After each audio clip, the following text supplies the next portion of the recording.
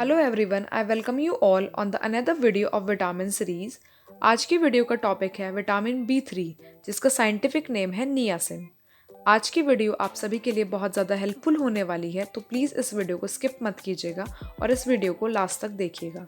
आज की इस वीडियो में हम सबसे इम्पॉर्टेंट जानेंगे कि विटामिन B3 की कमी से होने वाली एक डिजीज़, एक स्किन डिजीज़ जिसका नाम पेलिग्रा है, उसके बारे में आज हम जानने वाले हैं। So without wasting further time, let's roll into the video. Vitamin B3 और niacin is one of the 8 vitamins that are essential for human health.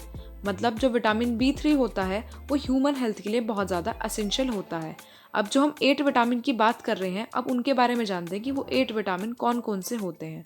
So number 1 vitamin B1, B2, B3, B5, B6, B7, B9 और B12। इन सभी 8 vitamin को हम B complex भी कहते हैं। इन 8 vitamin में से B1 जो कि थायमीन और B2 जो राइबोफ्लेविन होता है, इसके बारे में हम ऑलरेडी जान चुके हैं, जिसे आप आई बटन पर क्लिक कर वीडियो देख सकते हैं। नेक्स्ट इस वीडियो में हम बात करने वाले हैं B3 के बारे में, so let's focus on that. Firstly we will cover the physical properties of niacin. That is IUPAC ID of niacin is pyridine 3-carboxylic acid.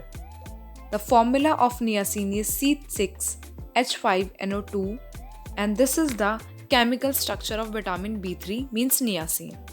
The molar mass of the niacin is 123.1094 gram per mole and the melting point of the niacin is 237 degrees Celsius.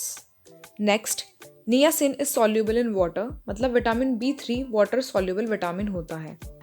और niacin और vitamin B3 को हम nicotinic acid भी कहते हैं। Niacin is an organic compound and an essential human nutrient, मतलब niacin एक organic compound है और ह्यूमन न्यूट्रिशन में एक इम्पॉर्टेंट रोल प्ले करता है।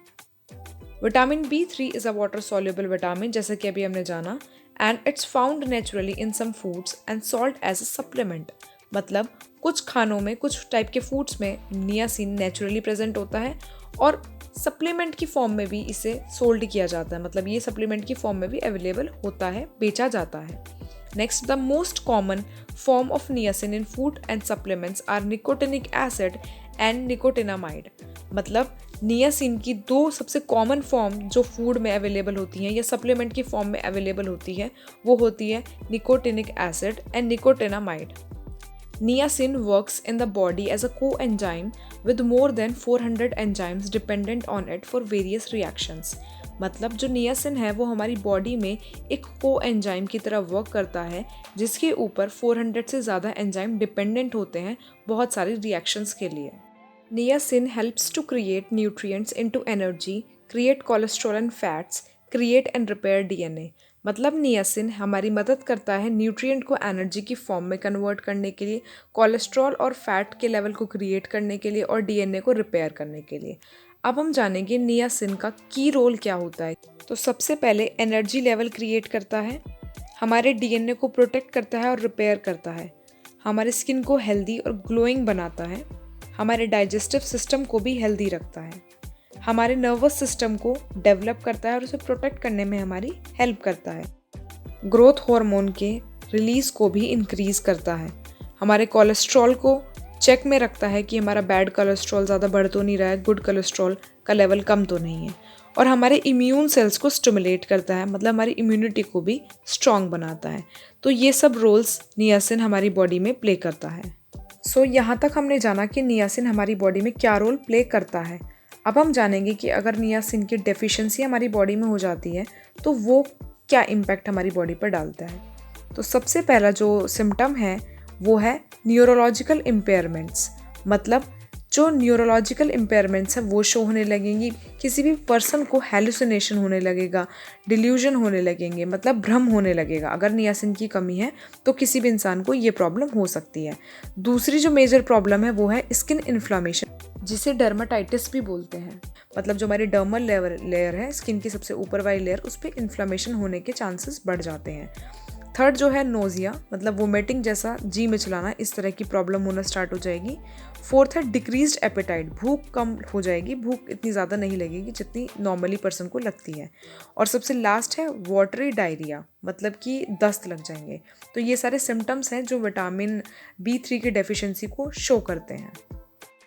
जैसा कि हमने अभी जाना कि विटामिन B3 की डेफिशिएंसी का जो एक सिम्टम है वो है स्किन इन्फ्लामेशन। अब आगे हम उसके बारे में थोड़ा सा डिटेल में जानने वाले हैं। जो स्किन का इन्फ्लामेशन होगा, उस इन्फ्लामेशन को जो प्रॉब्लम है, उस डिजीज़ को हम पेलिग्रा डिजीज़ कहते हैं। तो पेलिग्रा डिजीज़ में आखिर होता क्या है? पेलिग्रा डिजीज़ को हम बिल्कुल कॉमनली समझेंगे। सबसे पहले पेलिग्रा डिजीज़ में डर्मेटाइटिस होता है। डर्मेटाइटिस होता है स्किन का इन्फ्लामेशन, जो कि कुछ इस तरह का दिखता है, जो कि आप इमेज में देख सकते हैं। ये स्किन पर इन्फ्लामेशन हो रहा है, इसे बोलेंगे हम डर्मेटाइटिस। डर्मा मतलब होता है स्किन, आइटिस मतलब होता है इन्फ्लामेशन। तो स्किन की लेयर पर जो इन्फ्लामेशन हो जाता है उसे हम बोलते हैं डर्मेटाइटिस। सेकंड है डीमेंटिया। डीमेंटिया में क्या होता है? कंफ्यूज्ड और डिसओरिएंटेड रहता है, मतलब जो पेशेंट है वो कंफ्यूज्ड रहेगा, वो क्लियरली किसी बात का रिस्पॉन्ड नहीं करेगा, क्लियरली किसी बात के लिए श्योरिटी से, कॉन्फिडेंस से नहीं बोलेगा, वो कंफ्यूज्ड रहेगा थोड़ा बहुत। नेक्स्ट है डायरिया, मतलब कि दस्त हो जाना। तो ये जो तीनों ही कंडीशन है जो पेलिग्रा के अंदर आती हैं, वो तीनों ही डी से शुरू होती हैं। नंबर 1 इज डर्मेटाइटिस, डिमेंटिया और डायरिया। इसीलिए इसे हम पेलिग्रा को commonly refer to as 3Ds भी बोलते हैं। कुछ जगह कुछ बुक्स में आप पढ़ेंगे कि ये 4Ds होते हैं। अब जो 4D है वो किस लिए है? वो रेफर करता है डेथ को, कि अगर ये पेलिग्रा सही टाइम पे प्रॉपर तरीके से ट्रीट नहीं हुआ तो पर्सन की डेथ भी हो सकती है। यहाँ पर हमने पेलिग्रा को बहुत ब्रीफली डिस्कस किया है। नेक्स्ट अब हम जानेंगे विटामिन B3 या नियासिन के सोर्स के बारे में। तो जो प्राइमरी नेचुरल सोर्स है विटामिन का, वो या तो एनिमल प्रोडक्ट से मिलेगा या फिर प्लांट प्रोडक्ट से मिलेगा। जो सेकेंडरी सोर्स होगा वो ऑब्वियसली सप्लीमेंट होगा। तो इसमें हम जानेंगे एनिमल प्रोडक्ट्स और प्लांट प्रोडक्ट्स। एनिमल प्रोडक्ट्स में आएंगे मीट, डेयरी प्रोडक्ट, एग और फिश। और प्लांट प्रोडक्ट्स में आएंगे एवोकाडो, नट्स, होल ग्रेन्स। इसमें और चीज़ें ऐड करने के लिए हम अपनी डाइट में ऐड कर सकते हैं beets, fish, liver, peanuts, egg, milk and broccoli. Next अब हम जानेंगे how much vitamin B3 should you take daily. Men को niacin 16 milligram in a day intake करना चाहिए। विमेंस को 14 milligram in a day intake करना चाहिए। जो वुमेन प्रेग्नेंट है उन्हें 18 मिलीग्राम, और जो वुमेन ब्रेस्ट फीडिंग है उन्हें 17 मिलीग्राम्स डेली इनटेक करना चाहिए। Are thought to help increase energy including niacin, मतलब और भी विटामिन की तरह, मतलब जो और बी कॉम्प्लेक्स के विटामिन हैं लाइक B5, B2, B1, उन सब की तरह नियासिन भी एनर्जी को इंक्रीज करने में हेल्प करता है। Because niacin is water soluble vitamin, so it does not allow to build up in the body to a toxic level. मतलब नियासिन वाटर सॉल्युबल विटामिन है, इस वजह से हमारी बॉडी में ये डिपॉजिट नहीं होता।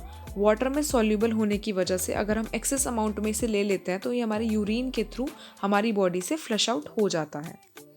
Next is, many people don't think twice about taking a supplement that may contain 100 times more amount of niacin than the body exactly requires। इसका मतलब है कि बहुत सारे लोग ऐसे होते हैं जो सप्लीमेंट्स को जितनी अमाउंट में हमारी बॉडी में रिक्वायरमेंट है उससे ज़्यादा अमाउंट में कंज्यूम कर लेते हैं। वो लोग सोचते हैं कि हम ज़्यादा अमाउंट में कंज्यूम करेंगे तो हमारी जो बॉडी में डेफिशिएंसी है वो जल्दी कवर अप हो जाएगी, वो जल्दी कोप अप हो जाएगी। बट ऐसा नहीं है, क्योंकि नियासिन एक वाटर सॉल्युबल विटामिन है। तो अगर हम अपनी बॉडी में एक्सेस अमाउंट में से कंज्यूम करेंगे तो ऐसा नहीं है कि वो एक्सेस अमाउंट में ही हमारी बॉडी यूटिलाइज कर लेगी। जितना हमारी बॉडी को ज़रूरत होगी उतना वो यूटिलाइज करेगी, और जो बाकी रिमेनिंग रह जाएगा, जो वेस्ट रह जाएगा एक तरीके से, जो हमारी बॉडी की यूज़ का नहीं होगा, जिसकी हमारी बॉडी को ज़रूरत नहीं होगी, वो हमारी बॉडी में यूरिन के थ्रू फ्लश आउट हो जाएगा। तो ऐसा नहीं है कि जितनी अमाउंट में हमारी बॉडी को विटामिन की या सप्लीमेंट्स की ज़रूरत है उससे ज़्यादा अमाउंट में हम लेना शुरू कर दें ताकि वो जल्दी असर करे। ऐसा कुछ नहीं है। जितना हमें डेली रिकमेंडेड होती है अमाउंट, उतनी ही अमाउंट में हमें कोई भी चीज़, सप्लीमेंट या कोई भी इस तरह की टैबलेट या इस जो एडिशनल हम मेडिसिन यूज़ करते हैं वो उसी अमाउंट में लेनी चाहिए जितनी हमारी बॉडी को रिक्वायर्ड है। Next point is that although niacin assists several enzymes in converting food in ATP, a form of energy, taking doses well beyond the RDA will not offer a special boost in the energy level. इसका मतलब है कि भले ही niacin हमारे बहुत सारे enzymes को assist करता हो हमारे फूड को ATP की फॉर्म में कन्वर्ट करने के लिए, मतलब हमारी एनर्जी लेवल को इंक्रीज करने के लिए, बट इसका मतलब ये नहीं है कि जितनी अमाउंट में हमारी बॉडी को रिक्वायर्ड है हम अगर उससे ज़्यादा लेंगे तो हमारी बॉडी में ज़्यादा एनर्जी डेवलप हो जाएगी। वो जितनी ज़रूरत है वो उतनी ही हमारी बॉडी यूटिलाइज करेगी। Next point is that eating a balanced diet with a variety of foods is often all that is needed to obtain niacin's energy boosting benefits. इसका मतलब है कि हमें एक बैलेंस डाइट लेनी चाहिए। मतलब ऐसा नहीं है कि नियासिन की अगर डेफिशिएंसी है तो नियासिन के बहुत सारे सप्लीमेंट्स ले लिए, या अगर थायमीन की डेफिशिएंसी हो रही है तो थायमीन के सप्लीमेंट्स लेना शुरू कर दिया। हमें लेनी ही बैलेंस डाइट चाहिए ताकि कोई भी किसी भी विटामिन की या किसी भी मिनरल की या किसी भी मैक्रो या माइक्रो न्यूट्रिएंट की हमारी बॉडी में डेफिशिएंसी ना हो। So that's all about today's video. This video ends here. If you guys wants to know more about the balanced diet of vitamin B1 which is thiamine और vitamin B2 which is riboflavin, तो इन तीनों topics के बारे में मैं video already upload कर चुकी हूँ।